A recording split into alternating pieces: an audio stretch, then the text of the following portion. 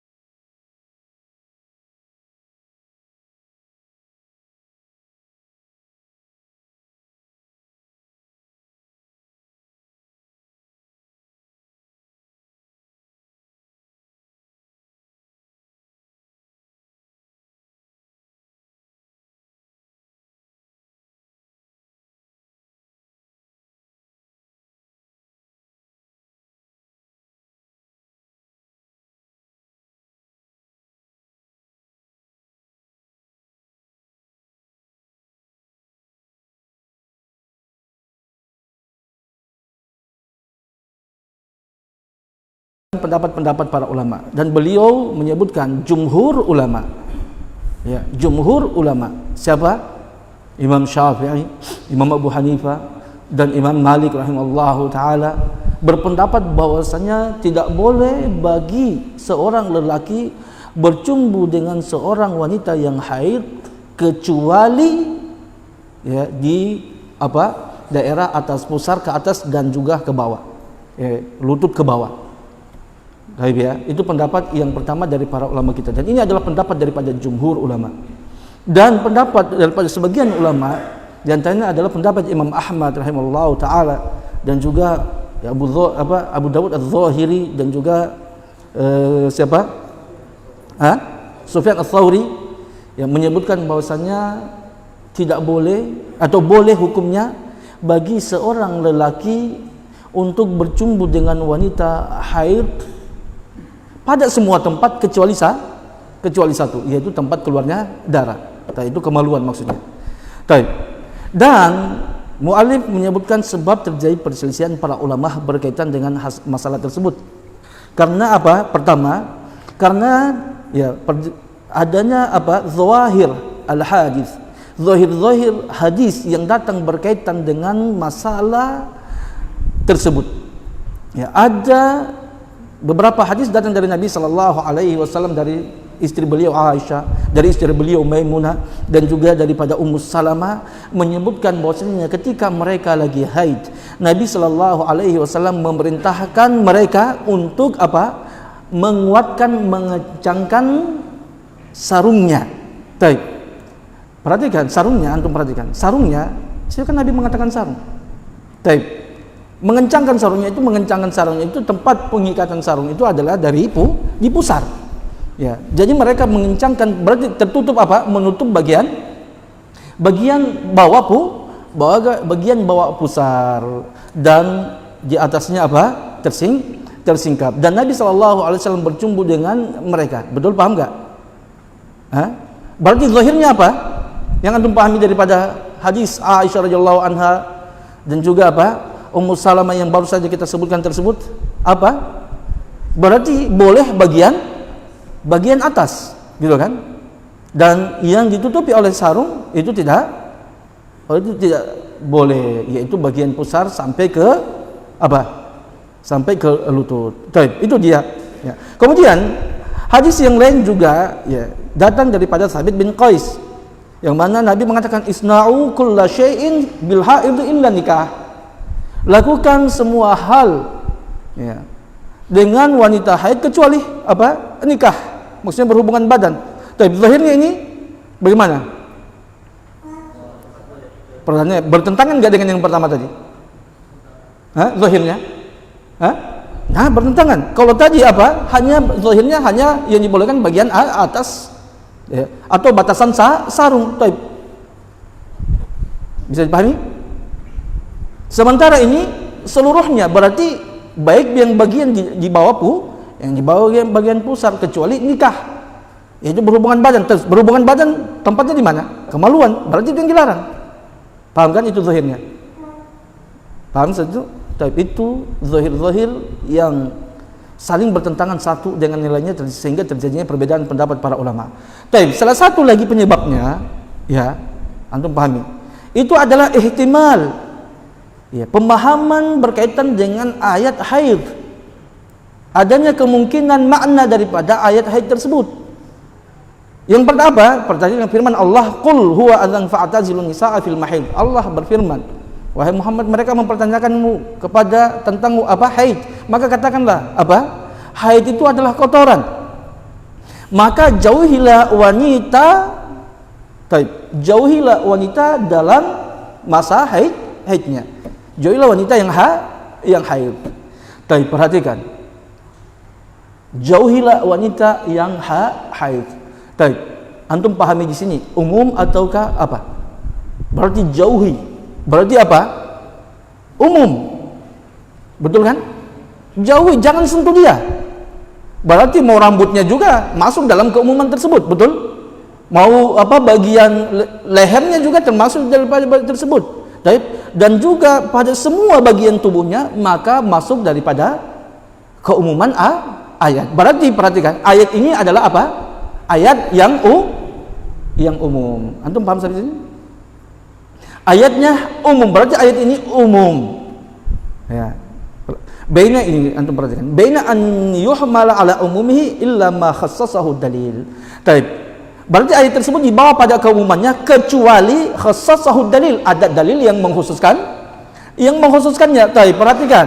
Dalil yang mengkhususkannya yang mana? Baik ya. Baik, itu dia tadi hadis Aisyah, kemudian Maimunah dan Ummu Salamah. Berarti hadis ini umum dibawa pada keumumannya kecuali ada dalil yang mengkhususkannya. Dan menurut ulama tersebut, jumhur, dan dalil yang mengkhususkannya adalah apa? Hadis Aisyah, Ummu Salamah, dan siapa lagi? Maimunah. Berarti yang dikhususkan, yang dibolehkan, tadi dilarang, jangan dekati wanita sedikit pun, jangan bercumbu dengan mereka sedikit pun, kecuali bagian atas pusar. Saya paham nggak? Bisa paham situ? Atau apa? Di bawah lutut. Itu yang pertama. Ataukah ayyakuna min babil am urida bihil khas, ataukah ayat tadi itu dia masuk dalam pembahasan, dia itu ayatnya umum, betul ayatnya umum, tapi dia itu dikhususkan, dia itu tidak diinginkan keumumannya, tetapi dia itu umum tapi diinginkan khusus. Contohnya begini ya ikhwan Allah Subhanahu wa taala. Perhatikan antara lafaz am, ya, al-makhsus, lafaz umum yang dikhususkan, ya, dia itu ketika Allah atau Nabi sallallahu alaihi wasallam mengucapkan suatu lafaz yang umum, dari awal memang dia itu diinginkan umum. Ya. Baik. Setelah itu datang dalil yang mengkhususkannya. Contoh firman Allah Subhanahu wa taala, "Wal 'asr innal insana lafi khusr." Perhatikan. Allah berfirman, demi masa, sesungguhnya innal insan, sesungguhnya manusia. Baik, itu umum apa tidak? Umum. Dan Allah ketika menyebutkan hal tersebut, menginginkan keumuman ayat lafaz manusia tadi. Semua manusia dalam kerugian illal ladzina amanu. Baik, kecuali orang-orang yang beriman. Baik. Kemudian watawasau bil haqq watawasau bis sabar, dan orang-orang yang saling menasihati kebaikan dan kesabaran. Baik, berarti tadi lafaz umum manusia yang disifati oleh Allah atau dihukumi Allah sebagai orang-orang semua mereka merugi. Baik, itu umum dikhususkan. Betul? Ada yang mengkhususkannya. Baik. Siapa yang dikhususkan dari orang-orang umum tadi itu? Yaitu orang-orang beriman, orang-orang yang saling menasihati dalam kebaikan dan Kesabaran. Mereka inilah yang dikeluarkan daripada keumuman. Baik. Ini contoh apa? Lafaz umum yang dikhususkan. Tapi ketika terjadinya perang Badar, ya ikhwan Allah Subhanahu wa taala, ketika terjadinya perang Badar, ya. Setelah terjadinya perang Badar, Abu Sufyan meninggalkan kawasan Gunung Uhud, pulang ke kota Mekah. Ya. Dan ketika mereka sudah meninggalkan kota Madinah, ya, sudah mulai keluar daripada kota Madinah sampai di suatu kawasan yang dekat daripada kota Madinah, Abu Sufyan langsung berubah pikiran. Tadinya dia sudah mau pulang ke kota Mekah, dia berubah pikiran untuk menyerang ulang Nabi Shallallahu Alaihi Wasallam dengan para sahabatnya di kota Madinah.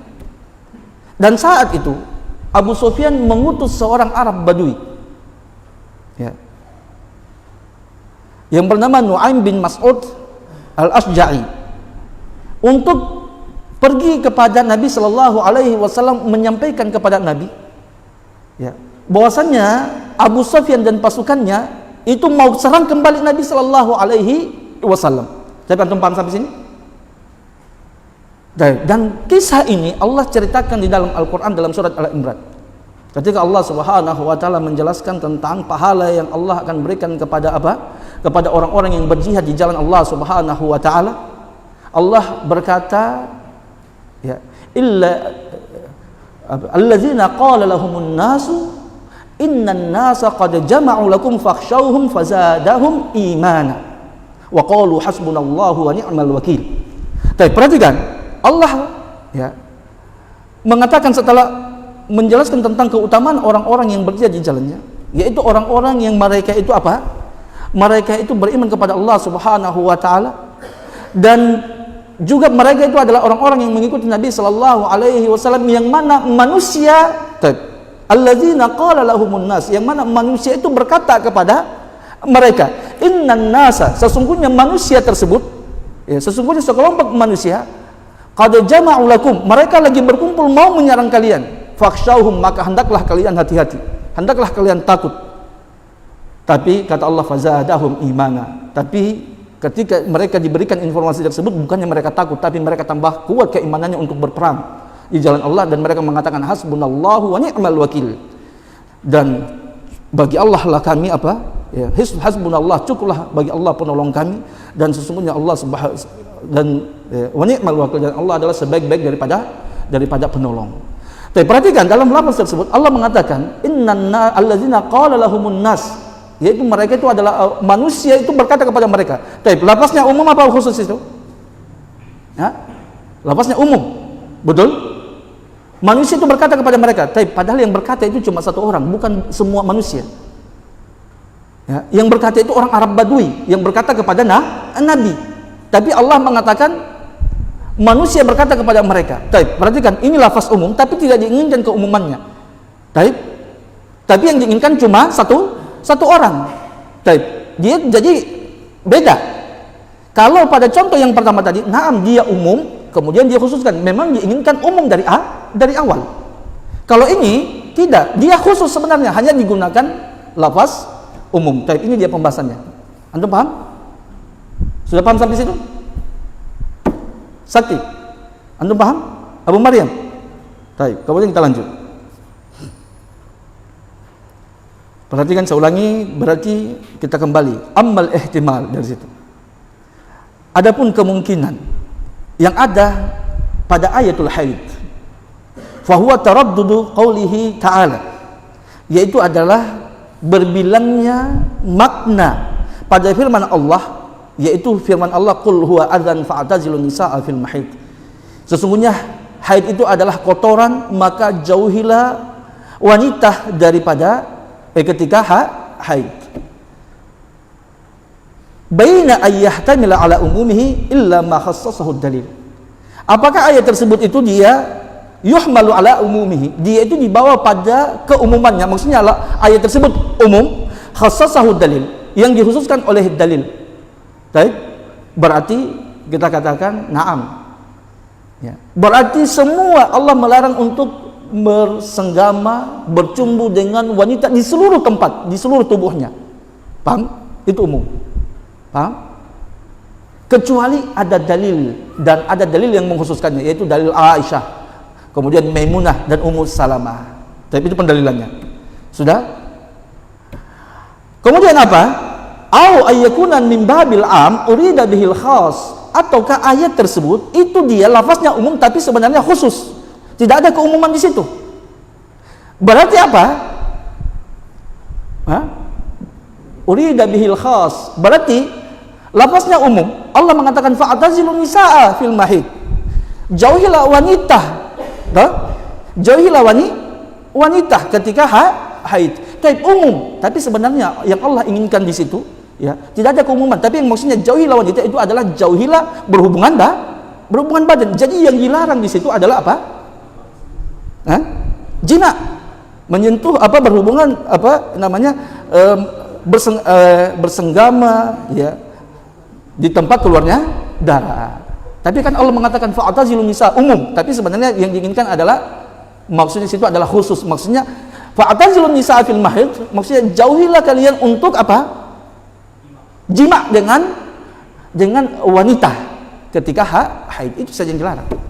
Adapun yang lainnya itu tidak. Paham? Berarti tidak ada keumuman dalam hal tersebut. Baik. Ya, bidalili, dalilnya apa? Kita mengatakan bahwasannya ayat tadi, ya, huwa adzan fa'tazilun nisa fil mahid, itu adalah apa? Ya? Al-am urida bihil khas. Umum diinginkan khusus, bukan diinginkan keumumannya. Dia itu sebenarnya lafaz khusus, hanya digunakan lafaz am. Ya. Adalah firman Allah, qul huwa adza. Itu dalilnya kita. Ya. Katakanlah dia itu adalah darah haid, itu adalah kotoran. Wal adza innama yakunu fi maudhi'id dam. Dan kotoran itu dia adanya di tempat keluarnya darah, yaitu kemaluan. Berarti yang dilarang oleh Allah adalah berkaitan dengan kemaluan tempat keluarnya darah. Itu saja yang dilarang. Berarti yang lain tidak. Antum paham? Beliau ini gunakan dalil usulnya beliau. Ya, beliau gunakan apa? Kaidah usuliyah. Makanya antum harus paham berkaitan dengan masalah pembahasan usul tersebut. Tapi perhatikan, faman kanal mafhumu minhu indahul umum. Perhatikan, barang siapa, ya, yang memahami daripada ayat tersebut, menurut mereka ayat itu adalah umum. Baik? Paham? Siapa berarti mereka itu yang menafsirkan itu, memahami itu ayat itu umum? Jumhur ulama mengatakan ayat itu umum, ya. Tapi dia dikhususkan, ada ditaksis, ya. Ani maksudnya annahu idza kana alwajibu indahu an yuhmala hadzal qaul ala umumihi hatta yukhassisuhu dalil. Maksudnya apa? Maksudnya, ya, ulama yang mengatakan itu adalah umum, maksudnya adalah idza kana alwajibu indahu an yuhmala hadzal qaul ala umumihi, wajib untuk membawa ayat tersebut di atas keumumannya hatta yukhassisuhu dalil, sampai datang dalil yang mengkhususkannya. Baik? Istafna min dzalika ma fawqal izari bisunnah, maka dia akan mengkhususkan, mengecualikan kawasan yang di atas pusar, di atas ikatan sarung, bisunnah, dengan sunnah, dengan hadis. Hadis mana? Aisyah.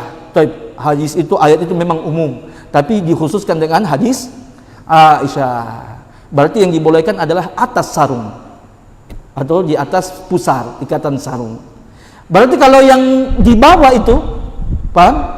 Di bawah ikatan sarung, di bawah pusar, berarti masih tetap dilarang. Paham kan?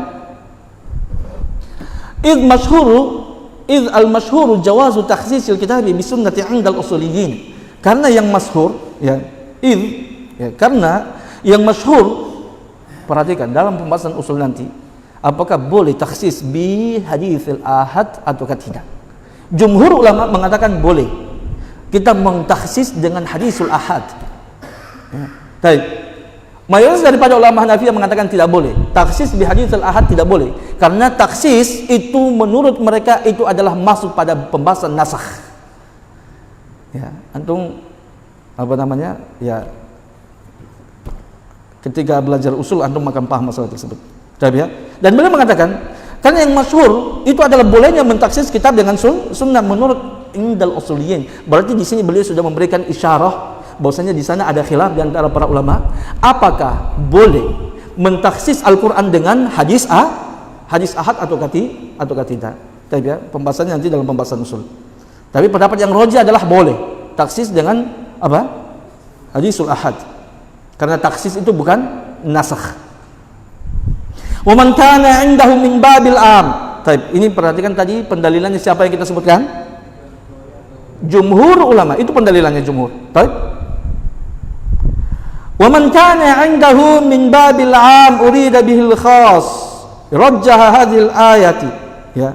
Alal atharil mani'ati mimma tahtal izar. Barang siapa menurut dia bahwasanya ayat tersebut indahu, ya, ayat tersebut itu dia mimbabil am urida bihil khas. Dia itu adalah lafaz yang am tapi sebenarnya khusus.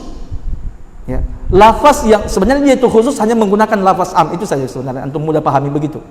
Al am urida bihil khas.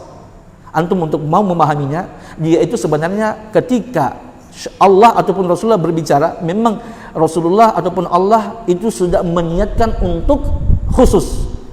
Paham? Sudah memaksudkan apa? Rasulullah memaksudkan khusus, memaksudkannya sudah khusus, bukan keumumannya. Hanya menggunakan lafaz am. Seperti contoh tadi dalam hadis, Nabi mengatakan inna ruqa wa tamaima wa tiwala syirkun. Sesungguhnya ruqyah. Kemudian apa lagi? Jimat-jimat dan juga pelet itu syirik. Tapi pertanyaannya, Rasulullah mengatakan itu ruqyah. Ruqyah tidak boleh, itu syirik. Antum mau bagaimana? Ya. Bahwasanya apa? Lafaz Nabi sallallahu alaihi wasallam tersebut itu tidak dimaksudkan keumumannya. Baik. Terus saya. Mana dia tadi? Urida bil rajjaha hadhil ayati 'alal atharil mani'ati mimma tahtal izari. Baik. Maka bagi ulama yang mengatakan itu dia adalah masuk dalam apa? Pembahasan al-am urida bihil khas, maka dia menguatkan ayat tersebut, ya, lebih menguatkan ayat tersebut dibandingkan dengan hadis-hadis yang melarang untuk menyentuh wanita haid yang ada di bawah pusar. Baik. Beliau lebih mengedepankan ayat Al-Qur'an tadi, ya, daripada apa? Hadis. Wa qala dzalika indahu wa apa? Baik, wa qawwa dzalika indahu bil atharil mu'aridati lil atharil mani'ati mihmati tahtal izar. Dan dia menguatkan pendapatnya tersebut tadi, ya, bil atharil mu'aridah, dengan dalil-dalil hadis-hadis yang bertentangan dengan hadis-hadis yang melarang untuk bersenggama dengan wanita haid di bawah daerah pusar. Mana dalilnya hadisnya tadi? Yaitu hadis Thabit bin Qais. Betul? Nabi kan mengatakan, ya, isna'u kulla syai' bil haid illa an-nikah. Lakukan apa yang kalian inginkan dengan wanita haid kecuali nikah, berhubungan badan. Tapi bisa dipahami? Berarti, ya, dalilnya dia dua. Ayat Al-Qur'an dia paham, hadis itu, ayat itu dia itu khas, bukan umum. Yang dilarang itu cuma berkaitan dengan tempat keluarnya darah. Ya, dalilnya apa? Ayat Al-Qur'an tadi. Karena ayat Al-Qur'an itu dia tidak diinginkan umum, tapi diinginkan khusus. Maksudnya khusus itu adalah yang dilarang, fa'tazilun nisa, jauhilah wanita ketika haid, itu maksudnya jangan mendekati tempat keluarnya darah tadi. Baik. Dikuatkan lagi dengan hadis dari Thabit bin Qais tadi. Berarti dia lebih condong itu, dan dia apa? Meninggalkan hadis Aisyah dan yang lainnya. Paham? Udah.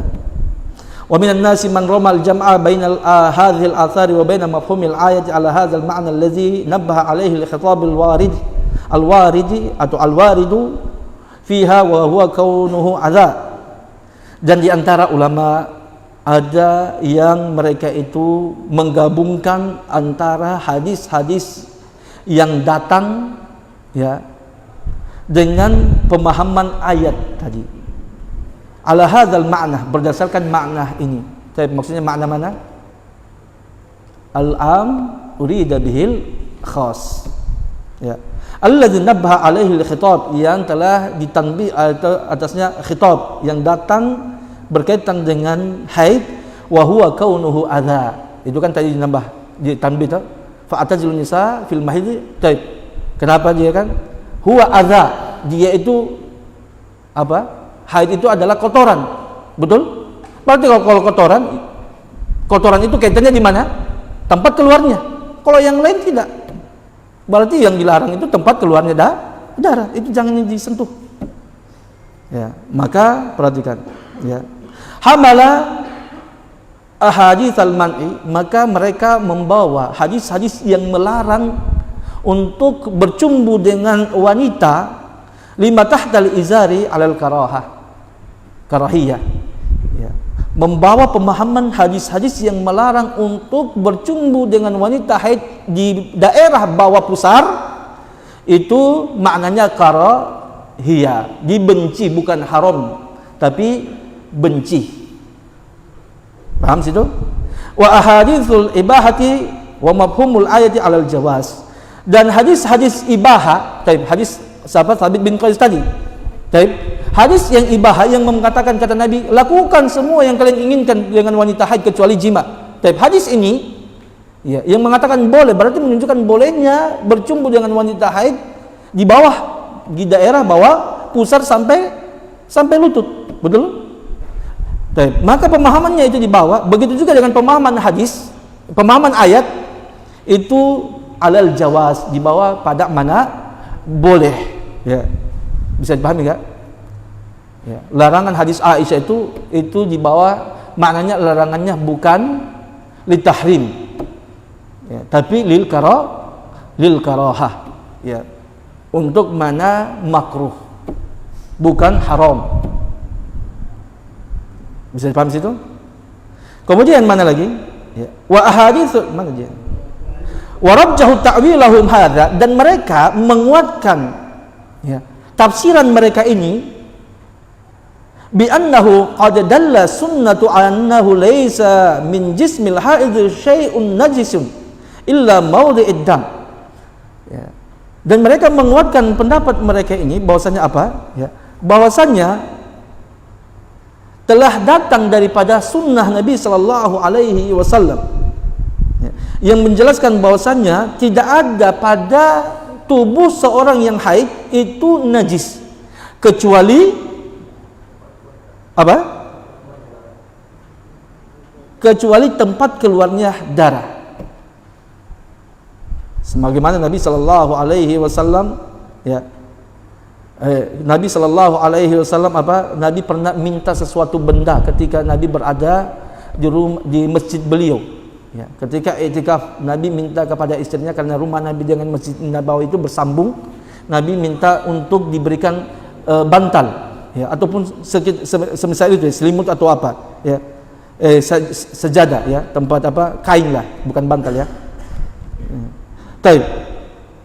Nabi minta kepada Aisyah, ya, untuk diberikan suatu kain yang diminta, yang ada di dalam rumah beliau. Kemudian Aisyah mengatakan, wahiyya haidun, ya Rasulullah, saya lagi haid. Ya. Kemudian Nabi sallallahu alaihi wasallam beliau berkata, inna haidataki laysat fi yadiki. Haidmu itu bukan di tanganmu. Baik, paham? Haidmu itu bukan di tanganmu. Berarti apa?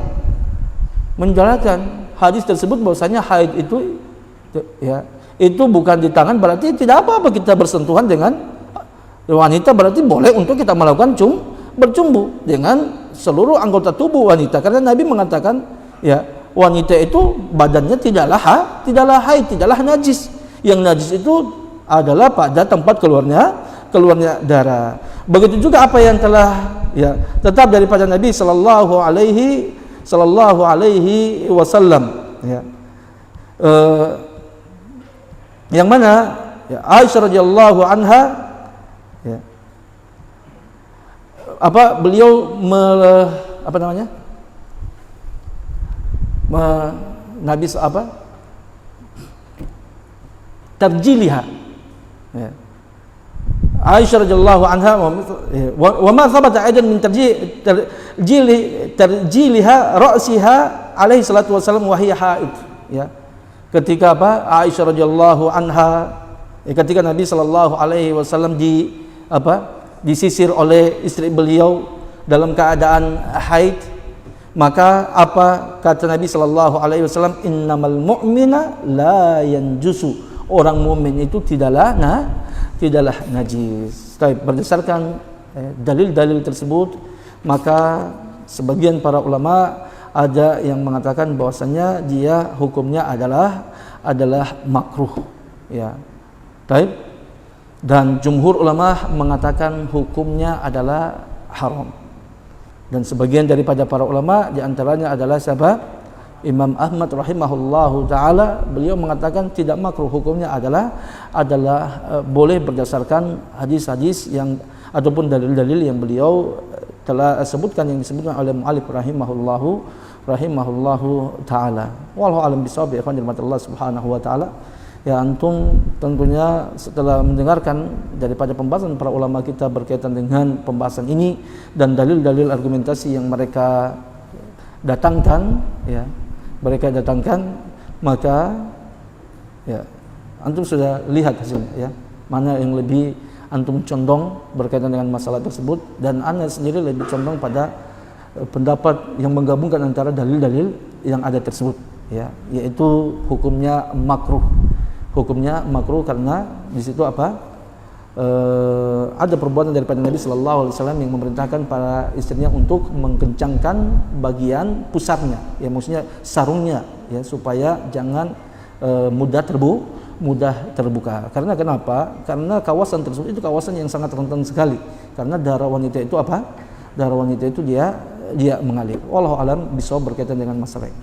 Ya, itu yang hanya lebih untuk saya sendiri lebih memilih, ya, lebih condong pada pendapat yang mengatakan hukumnya adalah makruh, tapi boleh, ya, dengan syarat dengan syarat harus aman daripada darah haid tadi, karena Allah mengatakan itu adalah kotoran, najis. Baik. Sebelum kita tutup, ada yang mungkin tanyakan?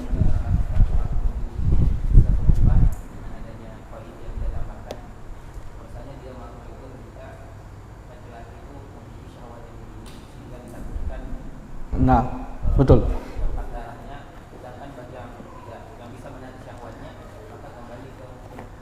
Baik, betul, ya. Sebagian para ulama, ya, ulama yang mengatakan dia ketika makruh, ya, mereka juga berdalil, ya, bahwasanya kenapa makruh? Selain daripada apa yang kita sebutkan, khawatir daripada anunya darah, adalah laki-laki itu, ya, tidak mampu untuk menahan syahwatnya. Ya, ketika dia bersenggama, bercumbu dengan istrinya yang lagi haid, sehingga dia akan terjatuh pada perkara yang diharamkan, ya, karena bisa jadi dia ketika bercumbu, ya, di bawah pusar sampai lutut, ini dia tidak akan mampu untuk menahan daripada nafsunya, sehingga dia bisa melanggar apa yang dilarang oleh Allah Subhanahu wa ta'ala, ya. Maka jelas itu alasannya para ulama mengatakan juga hukumnya adalah makruh. Berarti perhatikan, kalau ada orang yang memang dia, ya, zonnya dia ketika dia bersenggama di bawah pusar, dia tidak bisa untuk menahan nafsunya, sehingga dia akan melakukan perkara yang diharamkan oleh Allah Subhanahu wa taala, maka ini diharamkan ketika dia tidak dapat untuk menahan nafsunya, ya. Jadi keadaannya berbeda ketika memang dia, ya, tidak bisa menahan nafsunya, maka tidak boleh untuk dia bersenggama di bawah pusarnya. Bahkan lebih parah daripada itu, ya. Bahkan bisa lebih parah kalau memang ada laki-laki yang tipenya seperti begitu, ya. Maksudnya betul-betul dia tidak bisa menahan nafsunya, jangankan di bawah pusar, di atas pusar saja dia tidak boleh.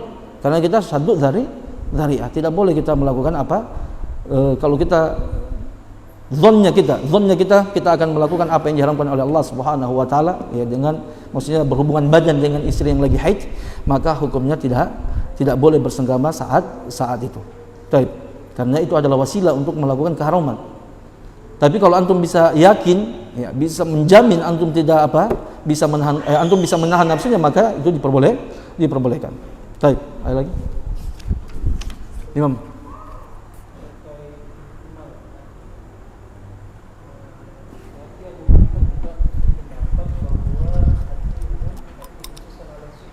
Tidak. Imam Abu Hanifah tidak berdalil dengan itu.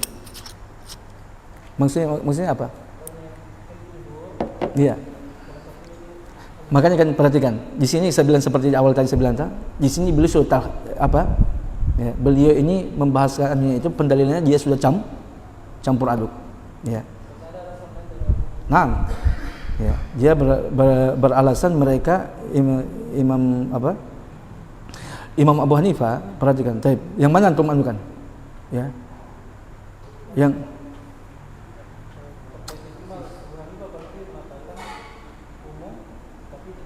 tidak. Bukan itu dia. Hah? Kalau siapa? Imam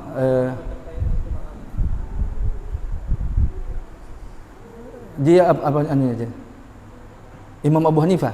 Ya, dia tidak memasukkan ini dia dalam kategori sebagai apa? Al-amul makhsus. Ya. Dia ini tidak mengatakan itu adalah hadis tersebut umum yang dikhususkan.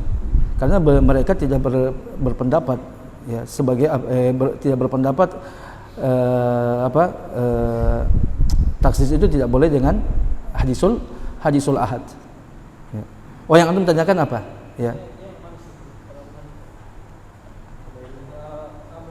Baik, betul, ya. Ana belum, kalau untuk khusus beliau, ya, kalau khusus beliau, Ana belum cari secara pastinya bagaimana pendalilan beliau berkaitan dengan masalah tersebut.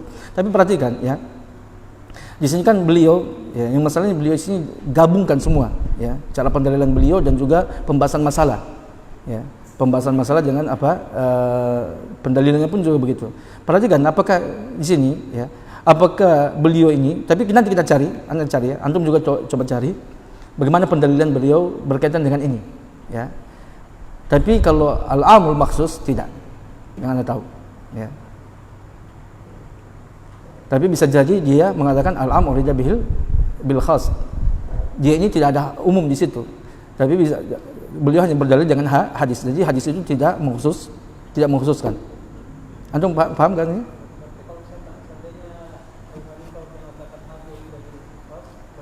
Baik, berarti dia berdalil dengan hadis saja.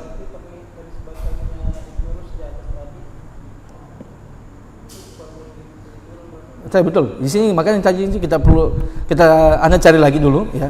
Khusus penisbatan apa kepada Imam Abu Hanifah, ya. Wallahu a'lam bishawab berkaitan dengan itu. Anda cari lagi apakah Imam Abu Hanifah, ya, Imam Abu Hanifah rahimahullah taala, ya, metode pendalilannya itu sama dengan yang disebutkan oleh Imam Ibnu Rushd dalam hal ini atau tidak. Tapi yang Anda pahami daripada usul daripada Hanafiyah, mereka mengatakan bahwasanya apa? Mengatakan taksis itu tidak bisa dengan hadisul ahad, ya. Saya betul, jazakallahu khair. Ini penting sekali, ya, pembahasannya betul, ya. Ini anak enggak tanbih di sini, ya, pendalilan daripada Imam Abu Hanifah. Baik, antum bisa cari juga, ya. Antum bisa cari juga, kita cari sama-sama bagaimana pendalilan khusus beliau dengan masalah ini. Baik, ada lagi? Antum ilham antum tidak dapat sih. Di situ tidak ada. Tidak disebutkan dalam syarah. Hah? Tidak ada. Tidak disebutkan juga. Antum ada? Antum baca? Belum dapat, kan? Anda juga belum anunya, ya. Belum apa daripada syarah yang Anda baca tadi itu tidak dapat itu, ya. Tapi betul ini yang perlu sebenarnya kita, ya. Yang perlu kita tahu, ya, selesaikan. Tapi wallahu a'lam bishawab, nanti insyaallah pekan depan kita jawab. Kita cari, Anda cari. Daripada akhirnya sudah paham al-am al-maksus dengan al-am urida bil khas? Antum paham? Ya. Am, sekali lagi, al-amul maksus, dia itu lafaznya ketika diucapkan memang sudah diinginkan keumumannya. Dia diinginkan umum. Setelah itu datang yang dalil yang mengkhususkannya. Taib. Kalau al-am urida bihil khas, am yang diinginkan khusus. Taib. Ketika ya diucapkan lafaz am tadi, sebenarnya tidak diinginkan umum, tapi diinginkan khusus memang. Khusus memang yang diinginkan hanya digunakan lafaz umum. Ya. Jadi lafaz berarti al-am urida bihil khas, tidak ada keumuman di situ. Jadi tidak perlu ditaksis, betul kan? Karena tidak ada keumuman. Baik? Betul? Jadi tidak ada taksis di dalam pembahasan al-am urida bihil khas karena memang dia sudah khusus. Paham? Hanya digunakan lafaz umum. Baik. Yang ada taksis adalah baik, Pak.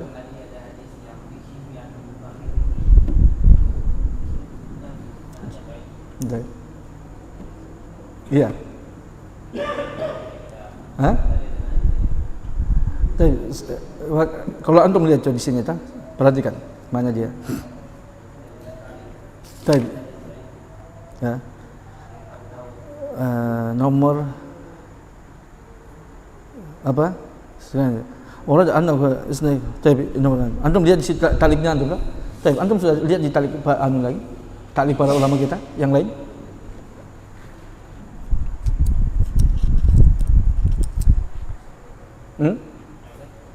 Di talik yang lain. Coba antum lihat, Ilham, di taliknya antum.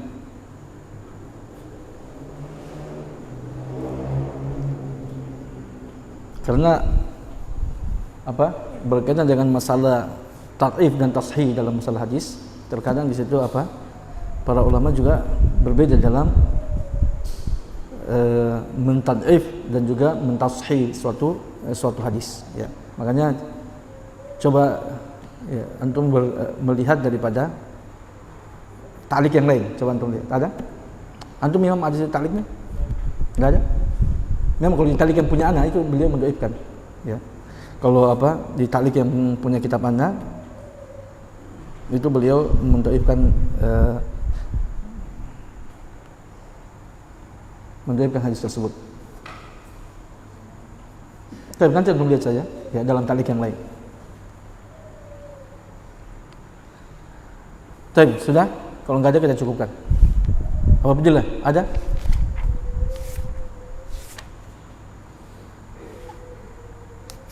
Alif. Sudah? Sudah paham? Tapi ya, untuk paham pokok-pokok pembahasan sini, ya kita cukupkan. Subhanakallahumma bihamdik, asyhadu an la ilaha illa anta, astaghfiruka wa atubu ilaik. Assalamualaikum warahmatullahi wabarakatuh.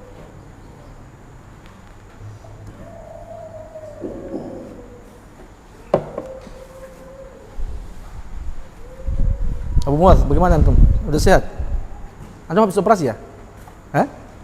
Antum tidak bilang antum kalau habis antum dioperasi. Kapan antum dioperasinya? Hah?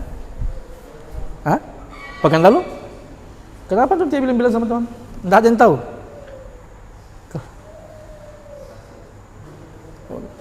Antum yang tahu.